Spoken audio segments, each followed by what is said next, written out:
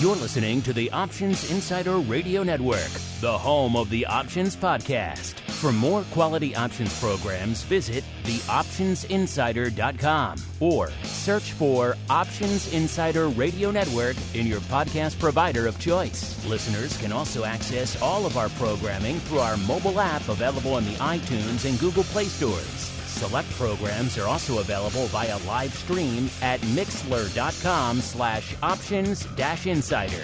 That's mixlr.com/options-insider. Don't forget to follow along with your favorite programs and submit your own questions for the hosts at twitter.com/options, stocktwits.com/options, facebook.com/theoptionsinsider, or via questions at theoptionsinsider.com.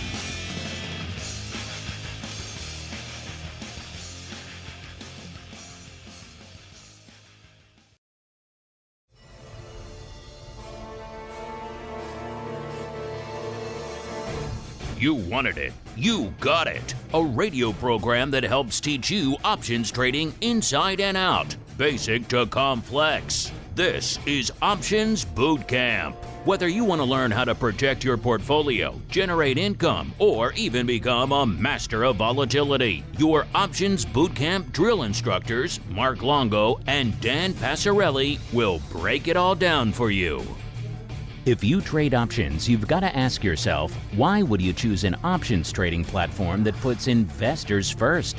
At public.com, there are no commissions or per contract fees.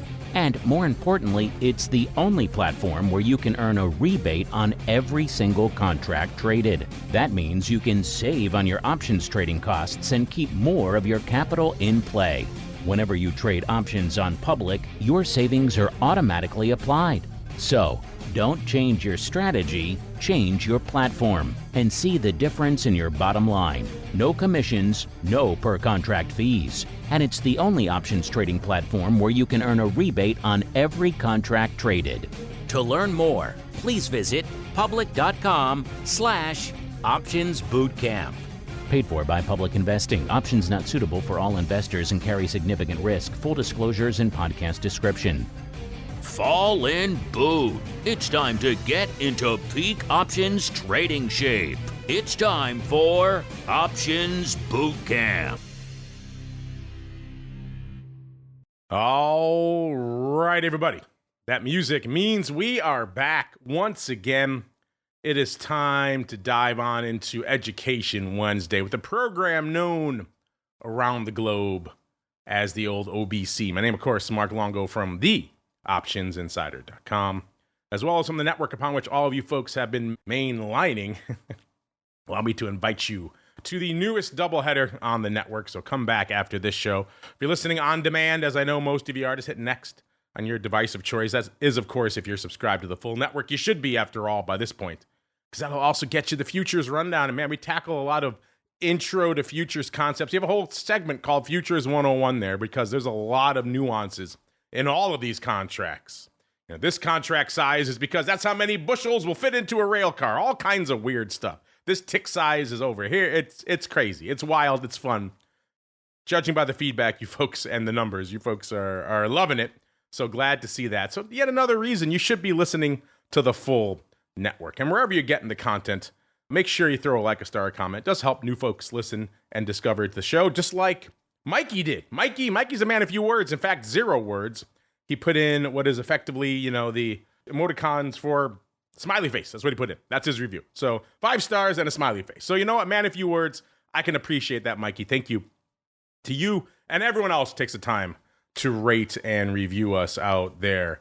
And of course, if you want to go above and beyond, you want to join the Pro Q&As. Just had another awesome one yesterday with the folks over there at Prosper, as well as, of course, Options Oddities every Friday. Live streams, giveaways, all kinds of fun. TheOptionsInsider.com/pro is the place to go as we go around the horn and see who's joining us today. Once again, he keeps the streak alive, beaming in from the options mecca known as Frankfurt.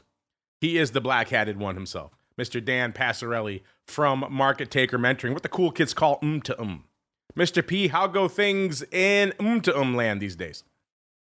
Pretty splendid, Mark. Everything is going just gosh darn swell. What's the hot thing? What do the kids want to know about over there at MTM right now? Well, there's this new thing called the hula hoop. Ooh, and I hear the Slinky's doing gangbusters as well these days. You know, hula hoop and Slinky, baby. You got it covered with the kids. I've never heard of this Slinky thing. Maybe we need to have a special segment on the show to dive deep into it as we keep on rolling, listeners. Right on into a little bit of the old mail call. Mail call. Time to look at questions submitted by our listeners.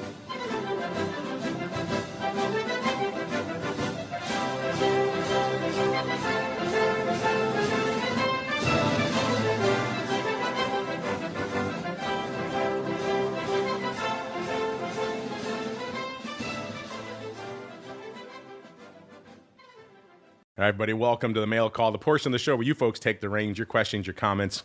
And Dan, that's how you could tell we have our fingers on the pulse of the youth when we're throwing out all the hot stuff, the hula hoops and the Slinkies, sir. What do you say?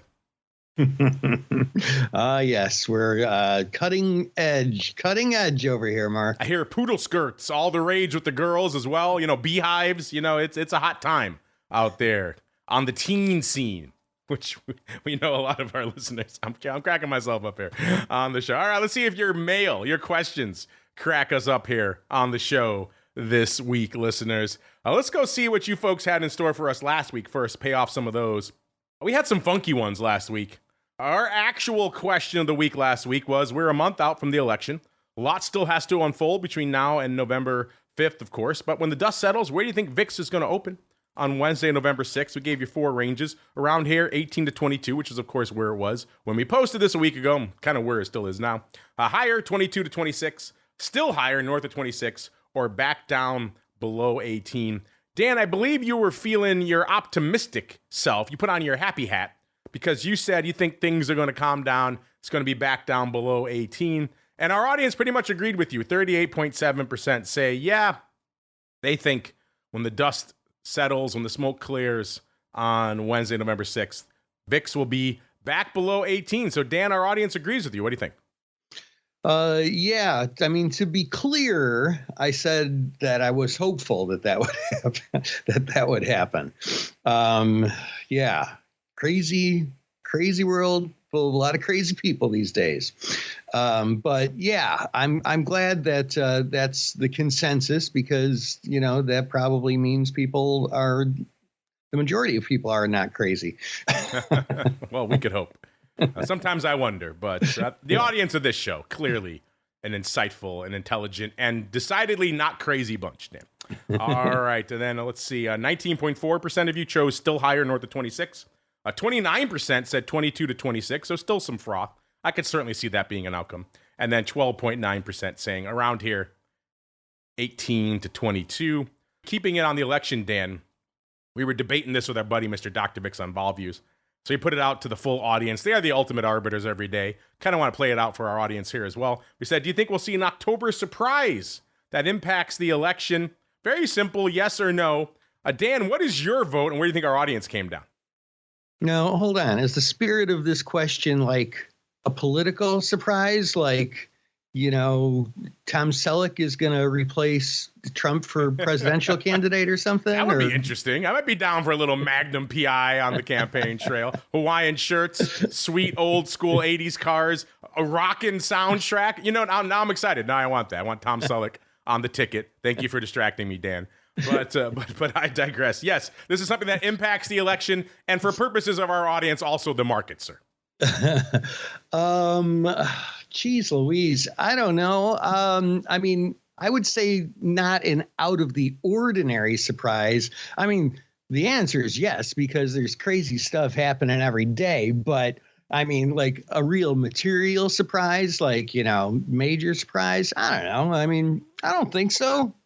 I hope not. I hope not. I'm just picturing the Hawaiian shirt, that rockin' theme song, do, do, do, do. You know, a helicopter maybe comes in a helicopter, and then he rides around in a suite. What did he ride? Testarossa was Miami Vice. He had some sweet car, too.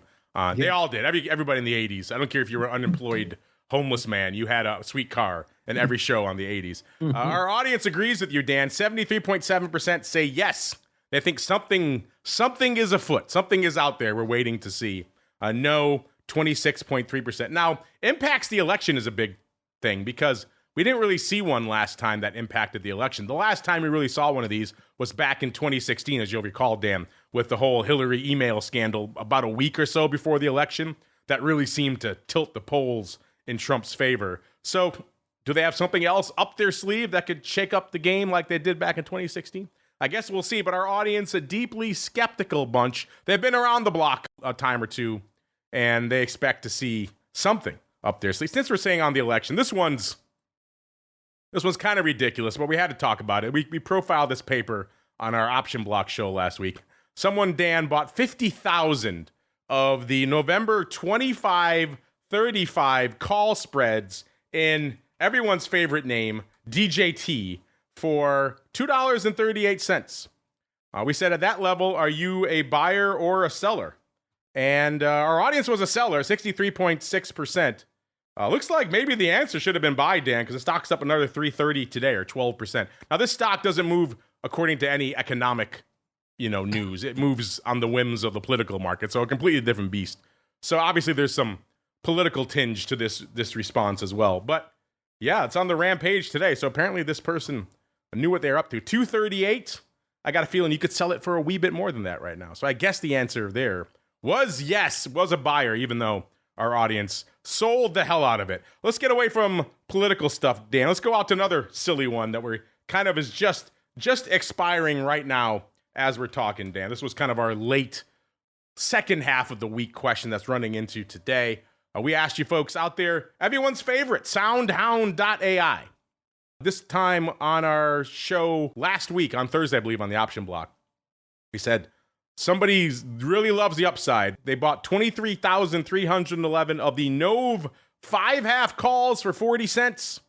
At that price, are you a buyer or a seller? We gave you one extra factoid, Dan. We said, by the way, in case it informs your decision, earnings are on November 7th.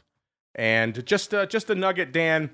Worth noting, today looks like they are coming for SoundHound. It was down to 518. So the stock was 540, so they were almost at their strike. In fact, they got up to 555 yesterday. So they blew through that strike, and now they're back down. What do you think our audience is saying, Dan? Are they a buyer or a seller? Phew, boy. That is kind of a tough one. I mean, this one is a short squeeze candidate, is what this one's all about. It's got a 25% short interest. 25% of its float is shorted. So, I mean, people who watch that kind of thing and you see all that big volume of calls, like a lot of times these things become self-fulfilling prophecies because, traders buy the calls, market makers sell the calls, consequently buy the stock. Then it busts through the 21-day and 50-day moving average like it did 4 days ago. And, you can see follow through and a short squeeze materializes. I don't know. I'm thinking people are going to say they're a buyer. That is the case right now. Almost exactly 2/3. This poll goes out in about an hour or two. 64.7% said they want to buy it. 35.3% said they want to sell it. By the way, Dan, I just pulled it up. These calls had a nice run, obviously, because the stock broke through the strike yesterday. They are back down. They're 41 at 42 right now. So if you're listening to this, if you like this trade, they're pretty much back to the same price they were late last week when we first profiled this trade. So if you're down for this, I'm just saying it's right about in that ballpark. So you can still scoop these up. If you don't like them, you could sell them or avoid them, whatever the heck you want. But an intriguing one out there. And Dan, you know what's always intriguing? It's your question of the week. So let's get to it.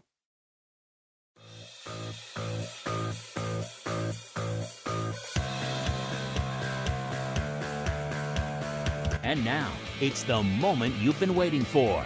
It's time for the Market Taker Question of the Week. All right, Senior P, what you got for us, sir? All right. So what happens to the options when a stock gets delisted? So that can be interesting, and I always want to qualify it. Whenever there is any sort of corporate action, the first thing you're going to do is you're going to email investor services@theocc.com and you're going to ask them for the definitive answer because they decide what happens to the options. But here's what typically happens.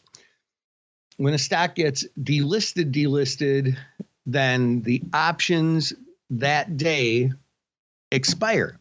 So if there's leaps listed on them that are supposed to expire 2 years from now, but the stock for some reason gets delisted, it's usually a much longer process, but the stock gets delisted, then expiration comes early because those options can't exist if there's no underlying for them to trade on. So at the end of the day, sir, go to the OCC. That is kind of the starting point for all these queries. And then from there, type in your symbol. Chances are they have a circular explaining all this. Yep. And then from there, you can go hit up Dan over there in the land of MTM, Dan, and say, Professor AP, what happened to my symbol XYZ? It is no longer trading. And Dan will laugh at you and say, be gone, peasant. I'm just kidding. Dan would never say that. I'll give him my Sergeant Passy voice. Yes, Sergeant Passy, blow the whistle right in your face. Since we're talking about Dan, this next question is for you. This comes from Anders. He says, is Dan's book available on Kindle? Well, the legendary, the infamous Trading Options Greeks, Mr. P. Is it available on the old Kindle, sir? It is indeed available on Kindle. So, yeah, pick it up on, I don't know, I think Amazon's probably the cheapest place to get it. Well, they are pretty much the home of the Kindle, right? So I would imagine they would probably be the best place. And all the visuals, all the charts, it's all still there for the folks. They just get it in a digital format, sir? Oh, yes. If you had to recall right now, I know it's been a while since you put that book out. If you had to recall right now, one visual, one chart that you put in there, you said, you know what? That one was good. Chef's kiss. That one really tells a story worth 1,000 words. Which one stands out to you, sir? Oh, my God. Dude, I wrote that book like a long time ago. Testing the brain cells that are left, sir. Yeah, I don't know, man. I'm sure there was something that I heard that P&L graph on IBM was pretty sweet. Yes. Yes. I'll tell you what, probably the synthetic relationships, because that's something that isn't really that covered, because in a lot of ways it's not that like practical. Like, you're not going to go intentionally trade synthetic relationships, but they're really helpful to know and understand. So, I don't know, maybe that. And then, of course, that sweet IBM P&L graph, listeners. Check that one out. The colors, the color gamut alone is worth the price of admission, especially if you have one of those high-end iPads you can read it on, or the Kindle, not the Kindle so much, but the iPad, you read it on there, the iPad Kindle app. The colors pop, Dan, is all I'm saying. All right, let's keep rolling.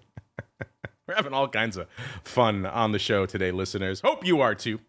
Judging by the numbers, you folks seem to be having a good time with the show. Keep these questions coming. We love when you folks play along. Just like next up, we've got M City. Is that Motor City? Maybe he's a Detroit fellow. I don't know. Either way, he wants to know, has anyone back-tested going long monthly straddles on the SPX? The market has rallied so much, I would think it's doing pretty well. Dan, we've been relatively dismissive for the most part on this show, and just going out and gobbling up straddles. That said, you've been taking a little bit of a warmer tone to them of late, in particular your semiconductor straddles. What do you have to say here for M City? He wants to know, do you think going long monthly straddles on the SPX could be a viable long-term strategy, sir? Well, long-term strategy, the answer would be no, at least backtesting, because historically the implied volatility, there's what they call a risk premium on options. And that is, it's basically like insurance companies have actuaries decide, like, okay, if somebody, if I'm insuring 1 million people and this percentage are going to crash their car, and this is what it's going to cost us, but they don't sell insurance at the price it's going to cost them. Like, they have to make money. And so that's kind of what it is with options. There's an insurance premium. They call it a risk premium. And it always trades, it's historically, since 1987, traded overall on average, not always, and that's important, overall on average at a higher priced than what it should be, which just, it's a sleeping pill. It allows people to sleep at night, knowing that they can have that protection. But, lately there have been instances where implied volatility has been underpriced. Right now, we're a little more hard-pressed to find examples of that today. I suspect that probably, next year, 5 years from now, 10 years from now, we'll see that risk premium come back on a more regular level. So, yeah, I would say it's pretty unlikely that monthly straddles on SPX would work. Yeah, I concur. I've been on record saying, I'm not a huge fan of just going out and loading up on the straddles. I mean, obviously, we used to have to do it as market makers, but I've said before, we had the gamma scalping in our back pocket.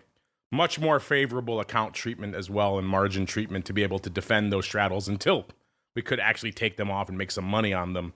But your question also asked specifically, has anyone back tested this? The answer is yes. I did actually just discuss this with the king of the back tests himself, Mr. Matt from Orat's Dam. We discussed this exact thing about long straddles. And I took the dim view of it, saying, I don't think these really work. And he, after looking at all his data, agreed. He did say, Dan, there's one caveat that does work, and it's kind of a cheat when you think about it.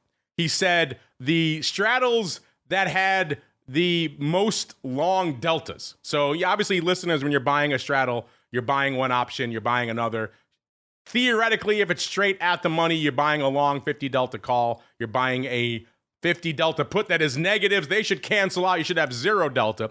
What really happens in practical terms is that usually you have some residual leftover delta. Maybe the delta's a little bit positive. Maybe the delta's a little bit negative. You're, long 5, -3, whatever the case may be. What he found, Dan, was that the straddles that had the most residual long deltas, guess what? They fared the best. Why? Because the market's been mostly up for the better part of the last year. So it's kind of a cheat. But if you want to be long delta biased, the straddles, it could work over time, Dan. But again, you're really just buying stock at that point. You might as well just go out and just buy the S&P if that's what you want to do. If that's your game plan, a little bit of deltas in a straddle, and maybe it works out. I think there's better ways you could do it. But yeah, in general, I would say no. So Dan, what do you think about that? I think that's a cheat. What do you think? Well, yeah, it actually kind of relates to another question that we were talking about before, but yeah, I think that's kind of a cheat because it's in that's a different use of a straddle, I would say, and I guess if you're just playing it because it has a high delta, you're really doing yourself a disservice by even owning that put anyway. Yeah. Yeah. What are you doing buying that put? There's no reason to. Right. So yeah, you're not here for a straddle. You're here for something else. I really want that sweet straddle with the 8 delta, Dan. That really gets me excited. To spend all this capital for 8 deltas. But I digress. All right. I'm just cracking myself up on the show today. Magnum, 8 deltas, your sweet IBM P&L. I'm having a good time, Dan. If no one else is, at least I'm having a good time on the show. I'm also having a good time with this next handle. I like this. Nunchucks, Dan, listeners. So you all know nunchucks. This guy is Nunchucks. Maybe it's a grandmother who swings nunchucks. I kind of like that image. A grandmother who's just kicking butt with nunchucks. I like everything about that. Nunchucks. Nunchucks wants to know. Sir, yes, sir. Oh, they're buying in. They're buying into the military theme, Dan. Sir, yes, sir. Loving this show. I'm all in on options, and so far my trades have worked out well. I've been sticking to mostly buying at-the-money call verticals in momentum stocks. Like the aforementioned SoundHound had some momentum until recently others. If the stock runs, I close the spread, or sometimes I'll roll or leg into a butterfly for a credit. Do the drill instructors approve this approach? Any upgrades or tweaks for this raw boot? Sir, yes, sir. I like it. Keeping the theme alive. Dan, I tried to do that in the first few episodes of the show with the gravelly drill instructor voice and yelling everything. I quickly realized my voice could not survive a dozen episodes, let alone over a decade of doing that. So I had to withdraw. But I'm glad the listeners are keeping it going. Dan, at the money call verticals in momentum stocks. If the stock runs, you either close it or you leg into a butterfly for a credit. What do you think about that approach, sir? Yeah, I like it a lot, man. I really love it. The legging into a butterfly for a credit under the right circumstances. I've done that before myself. That under the right circumstances, that can be really great. The one thing you didn't mention, Nunchucks, which maybe you just didn't think to mention it, but I hope it's on your mind, is what your plan is for if it goes against you as well. We always want to know what to do in that case, because as we all know, sometimes momentum stocks fizzle out and things don't always work out just perfectly. So as long as you're managing that risk well on the other side, I love it. I think it's great. I'm still hung up on the grandma with the nunchucks. I think that's just an awesome image. If we had a cover art we could change for that to that for this week, we should do that, producer. It's just nunchuck grandma. But yeah, I love this. I love everything about this. I think this is great. I think he or she is, and I'm going to assume a she because it's a grandma who's wielding nunchucks in my mind. She is kicking butt literally and figuratively with this. As long as you do your due diligence, you've identified these momentum names, quote unquote, that you like. Buying the vertical, so you're reducing your outlay. I like that approach as opposed to just buying the call. You're giving yourself a little bit more table stakes, a little bit more time to kind of sit at the table until the stock makes the run. If the stock explodes, you close it out, or you do the old legging into the butterfly. I like that second part a lot as well. Yeah, some thoughts about if it doesn't work against you, but it sounds like you said it's worked out well. So it sounds like you've had a decent track record with this so far. So yes, you get the double drill instructor seal of approval, Nant, and plus bonus points for your sweet handle. Are you a grandmother who uses Nunchucks? Now I have to know. Write into us again and let us know, listeners, as we keep rolling to the much less exciting handle. Let's hope his question backs it up. You can't fault the handle. It's hard to beat Nunchucks. RBJ says, so if I have an American option, then I can exercise it at any time, all in quotes, even after the close on expiration day.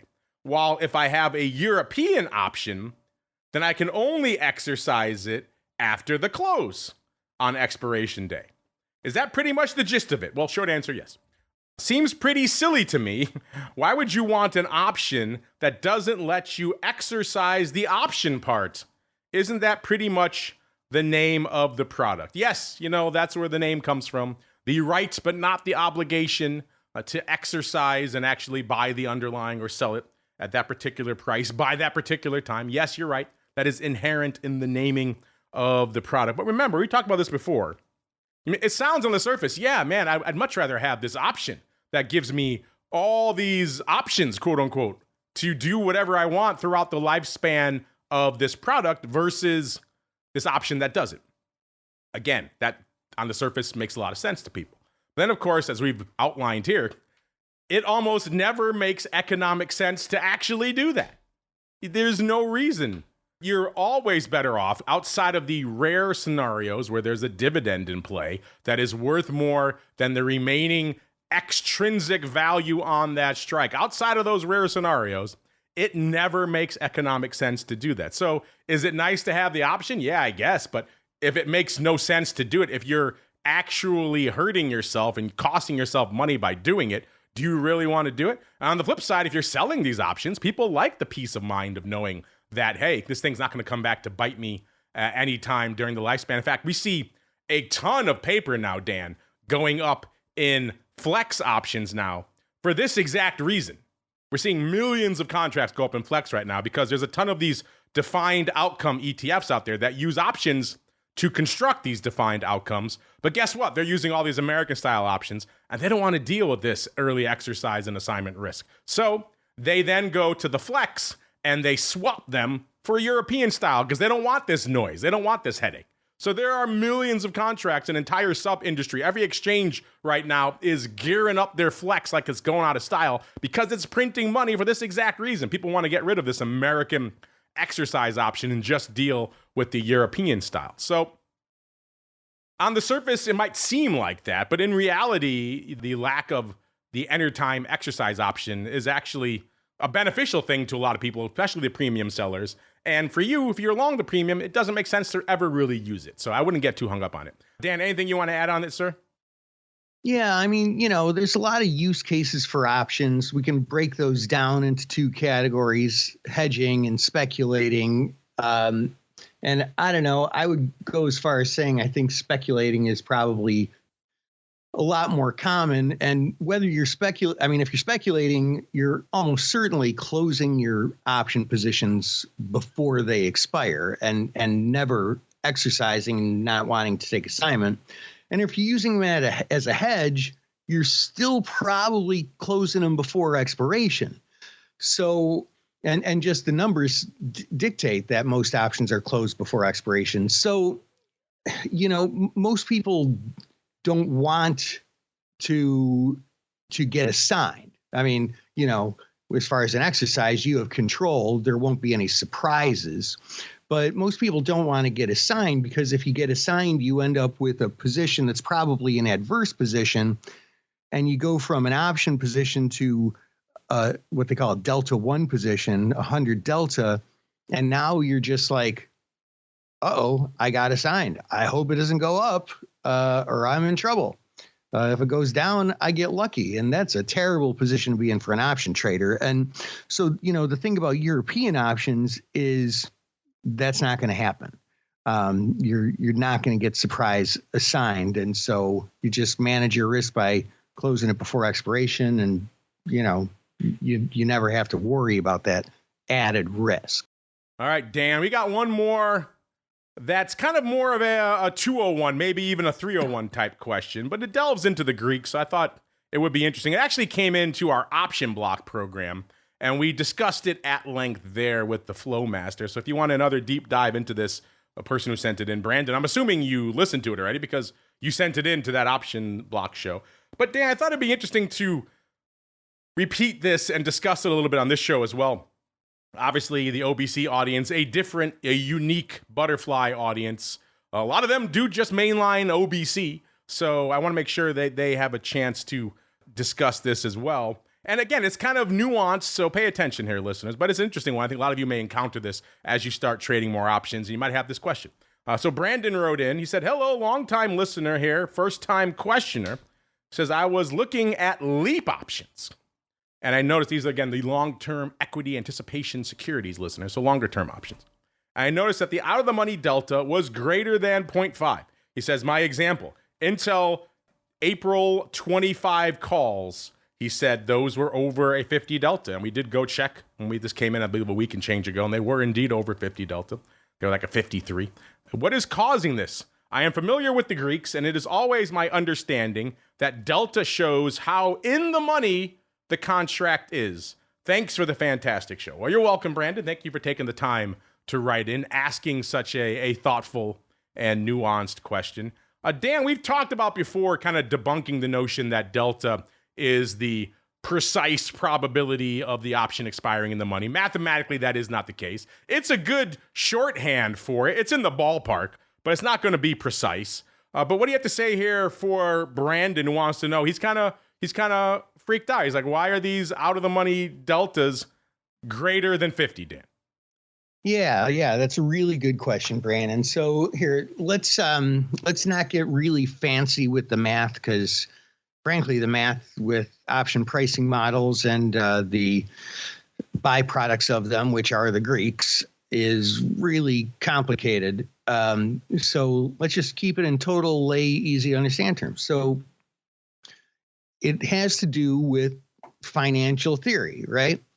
Like there is a something called the present value of money, which basically implies that if I have $100 today,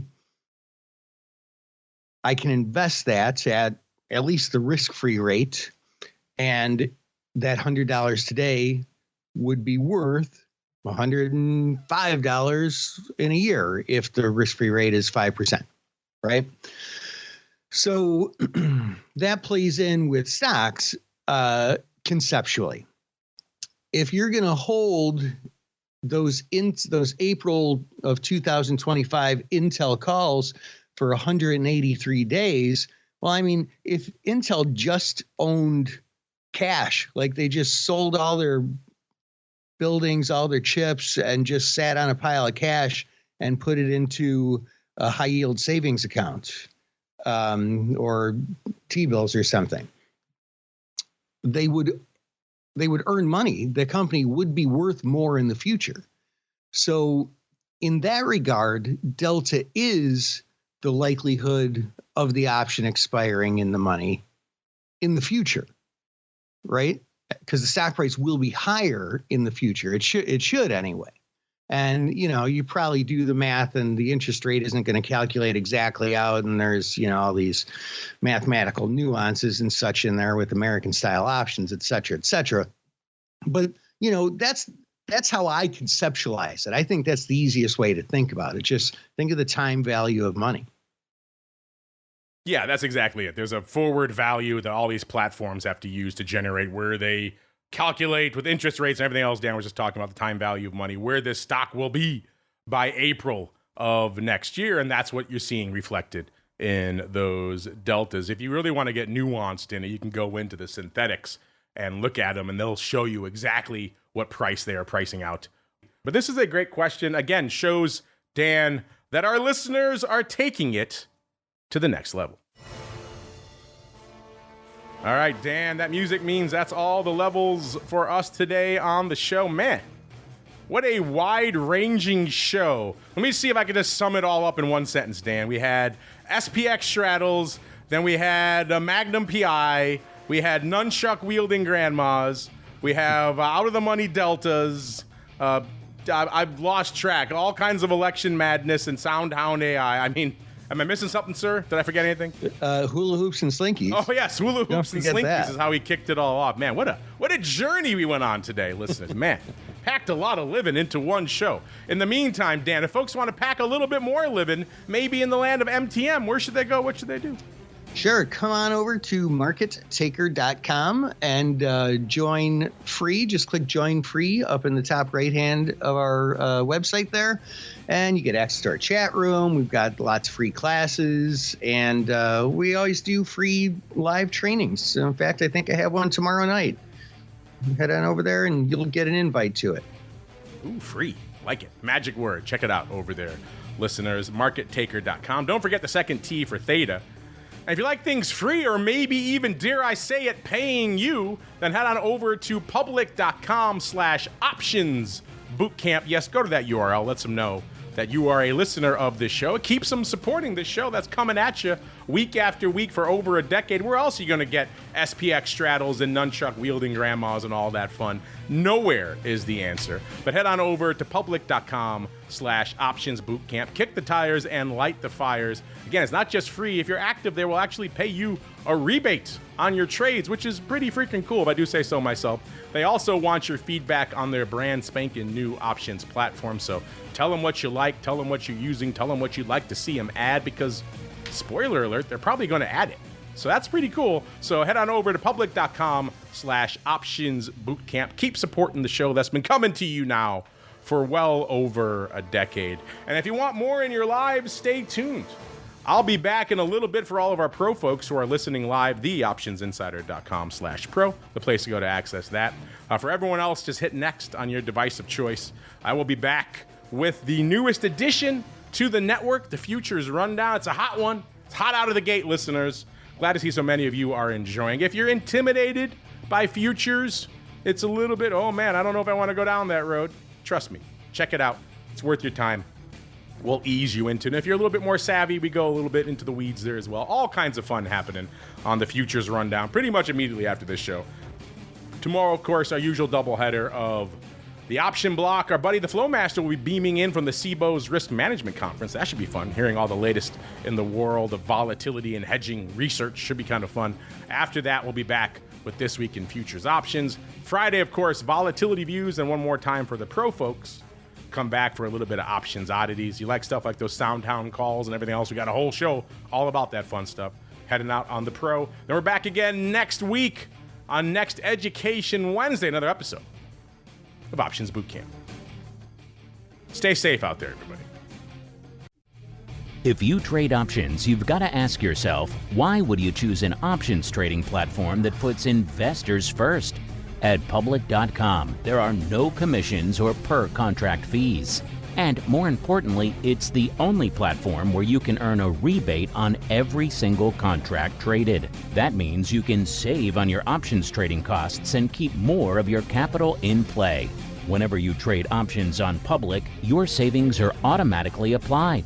So, don't change your strategy, change your platform, and see the difference in your bottom line. No commissions, no per contract fees. And it's the only options trading platform where you can earn a rebate on every contract traded.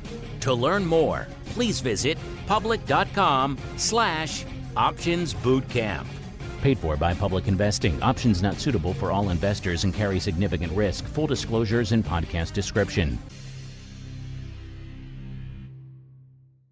You're listening to the Options Insider Radio Network, the home of the Options Podcast. For more quality options programs, visit theoptionsinsider.com or search for Options Insider Radio Network in your podcast provider of choice. Listeners can also access all of our programming through our mobile app available in the iTunes and Google Play stores. Select programs are also available via live stream at mixlr.com/options-insider. That's mixlr.com/options-insider. Don't forget to follow along with your favorite programs and submit your own questions for the hosts at twitter.com/options, stocktwits.com/options, facebook.com/theoptionsinsider, or via questions at theoptionsinsider.com.